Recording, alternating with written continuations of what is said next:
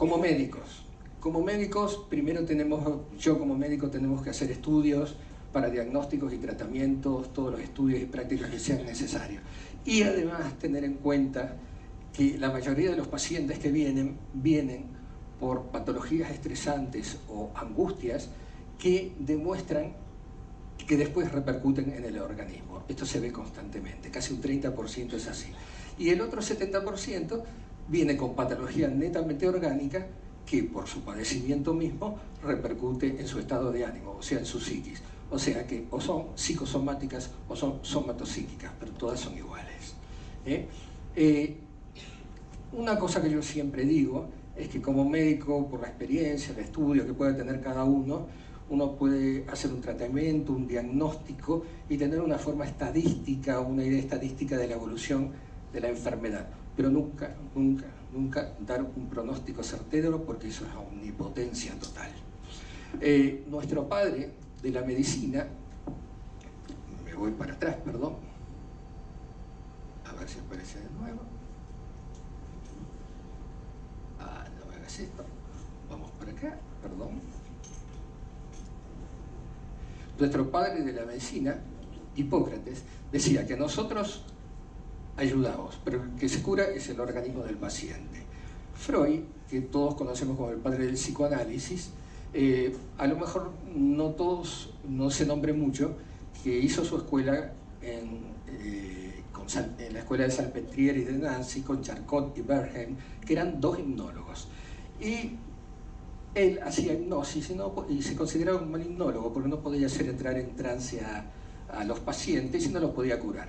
Había una marquesa a la cual él trataba constantemente y se dio cuenta que a veces se quedaba como 3 horas para poder tratarla, y la marquesa le hablaba 3 horas seguidas, y se dio cuenta que hablando, haciendo catarsis y asociaciones, la marquesa empezaba a mejorarse. Esta mejora empezó a tener, digamos, el nombre de psicoanálisis. En una charla que dio a los médicos generalistas en Viena, Freud le dijo: pobre de los médicos que no se estén dando cuenta que están haciendo psicoterapia, bien o mal, pero todos la están haciendo, simplemente por la relación vincular médico-paciente. Y eso es tutoría de resiliencia. Cuando nosotros atendemos a un paciente, primero el paciente no es tonto. El paciente se da cuenta cuando el médico simplemente lo atiende o el médico tiene ganas de que se cure. Y nosotros como médicos también nos damos cuenta cuando el paciente tiene ganas de curarse o viene a buscar la pastillita. En la vida nosotros tenemos la capacidad de pensar, y como pensamos suponemos que los otros suponen. Entonces, cuando ella, como la muñeca rusa, ella piensa que ella piensa, pero ella piensa que ella piensa sobre lo que ella piensa, y ella piensa sobre ella lo que ella piensa que ella pensó, y así sigue. Y así sigue indefinidamente, y puede seguir como el juego del teléfono roto. La cuestión que en la vida esto pasa. Esto pasa y crea unas distorsiones muy grandes que nos hacen sufrir, y a veces sufrimos más de lo necesario por este mecanismo, o disfrutamos menos de lo que podríamos disfrutar. Dije que algunas cosas cambian. A ver cómo andamos. 15 minutos. Dije que algunas cosas cambian. La neuroplasticidad, las conexiones. Desde que estamos acá todos estamos charlando y hablando, y ustedes están pensando qué digo, qué dije, qué esto, qué la proyección. Eso es neuroplasticidad, conexiones que se están armando continuamente. Y la otra es la neurogénesis, que es la que hablamos recién con respecto a el hipocampo y el rinoencéfalo, que sigue fabricando células. Inclusive se ha demostrado que se fabrican más células a los 80 o 90 años que en la edad adulta. Eso es un estudio muy nuevo. Por eso Elisabetta corre y anda. ¿Dónde está Elisabetta? Se fue. Bueno, eso está demostrado totalmente. Esta es la generación de mielina de una neurona sacada de internet. Pero hay algo que a mí me entusiasma mucho, que tiene una relación directa con la resiliencia. Alexis Carrel, premio Nobel de Medicina, decía que lo que no se puede pesar y medir es más importante que lo que se puede pesar y medir. Y yo estoy totalmente de acuerdo con eso, y le agregaría también lo que trasciende. Eso es una cuestión muy personal. En la epigenética, ¿por qué digo tiene relación con la resiliencia? Porque encontraron, esto empezó con el estudio con dos hermanos gemelos, uno vivía en un lado y otro vivía en el otro, y se encontraron a los 40 años. Cuando lo encontraron a los 40 años, encontraron que uno tenía diabetes, hipertensión, un montón de patologías, estaba muy avejentado, y el otro hermano gemelo, que tiene la misma contextura genética, estaba perfecto, no estaba avejentado, no tenía diabetes, no tenía problemas de colesterol, no tenía nada. ¿Qué había pasado? Bueno, se descubrió que lo único que diferenciaba a uno del otro era que uno había tenido una vida muy estresante, con muchas adversidades, no había comido bien, no se había cuidado bien, mientras que el otro había tenido una vida pacífica, metódica, controlada y con poco estrés. Digamos que lo único que cambiaba, y sobre todo lo que más cambiaba, era el factor estresante. Por supuesto, esto había que probarlo, porque en la medicina, si bien 2 más 2 no es 4, trata de ser una ciencia dura y trata de medir y basar en la evidencia todo. Entonces, ¿quiénes cayeron? Las pobres ratitas. Y a las pobres ratitas las colocaron y las sometieron a estrés continuo, hasta que les subió el cortisol y generaron enfermedades bastante graves, de las cuales algunas son hereditarias. A esas ratas las hicieron tener cría, y a las crías de esas ratas enfermas la dividieron en dos. Un grupo la estresaron igual que las madres, no la dejaban comer, le hacían tocar la palanquita, todo lo que quieran, las volvían locas. Y a otras las cuidaban, les daban de comer, estaban cuidadas, las pincelaban con un pincelito para acariciarlas. Por eso digo que es apego y no la relación con la madre. Las acariciaban, pero se sentían cuidadas. Indudablemente, quienes se enfermaron, las ratas estresadas. Las no estresadas estaban bárbaros. Pero no solo estaban bárbaros las ratas no estresadas, las hijas o hijos de las ratas no estresadas tampoco tuvieron problemas. O sea que estamos hablando de una, yo diría, autotutoría resiliente, en uno mismo. Uno tiene la capacidad de poder no padecer una enfermedad que la tiene heredada, y además de no padecerla, tener la capacidad de que si puede no padecerla, no generársela a su descendencia. Esto no es pavada, esto no es ninguna pavada, y esto está totalmente comprobado. Bueno, si cambian tantas cosas, percepción, memoria, emociones, expresión genética, ¿cómo no vamos a poder interactuar en todas estas cosas?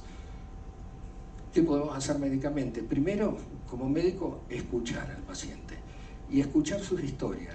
Además de escuchar el corazón, ver lo que tiene, escuchar la historia que tiene, porque la historia que tiene a veces duele más que el padecimiento que tiene, y generalmente es la causa del padecimiento.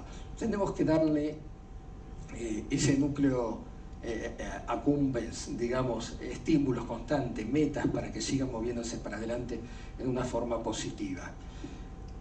Dijimos que el cerebro puede predecir, entonces predecir y ver un poquitito cuando hay situaciones adversas, en las cuales uno puede, de alguna forma, dentro de los límites, esquivar la situación. No tenemos que distorsionar, y al no distorsionar, no agrandamos cosas que por ahí no son tantos, para no sufrir tanto. Y sobre todo ver los talentos propios, que a veces no lo vemos nosotros mismos y necesitamos ayuda, para que nos lo hagan ver. Y con esos talentos saber enfrentar las cuestiones de la vida. Esto lo pongo porque me gusta. Yo le pido a ustedes que lean el color. No lean lo que está escrito, lean el color, digan fuerte el color en orden. Más rápido.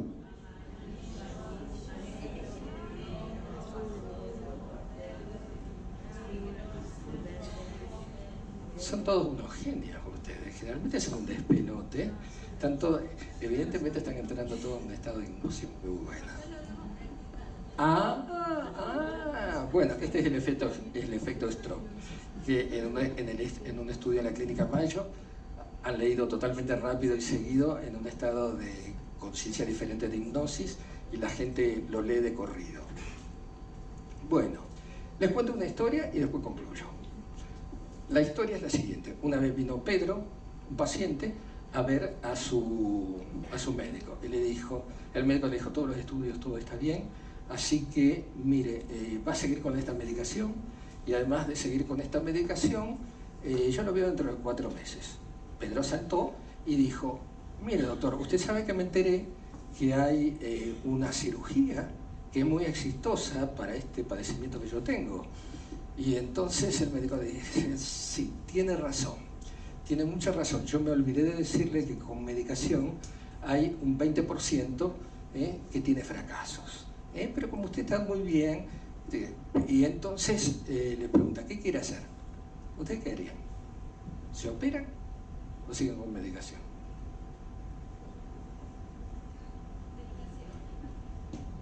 Ah, escucharon antes.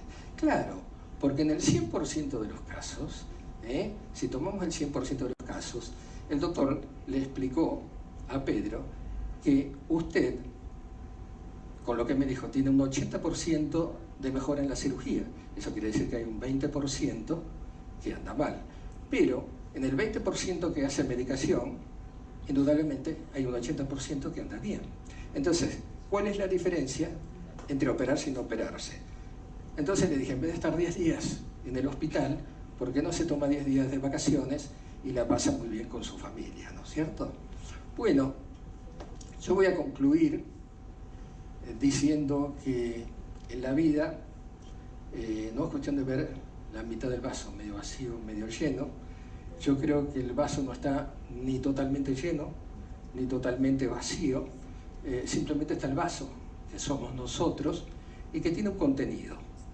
Y ese contenido es el contenido de las emociones, las percepciones, las vivencias, y a veces hay que agitarlas un poco y revolverlas para que se acomoden y sean coherentes con las historias que nosotros mismos nos contamos, y en lo posible que sean lo más parecida a la realidad. Para eso hay que trabajar día a día, y más que pedir ayuda, hay que permitirse ser ayudados, que a veces es más difícil.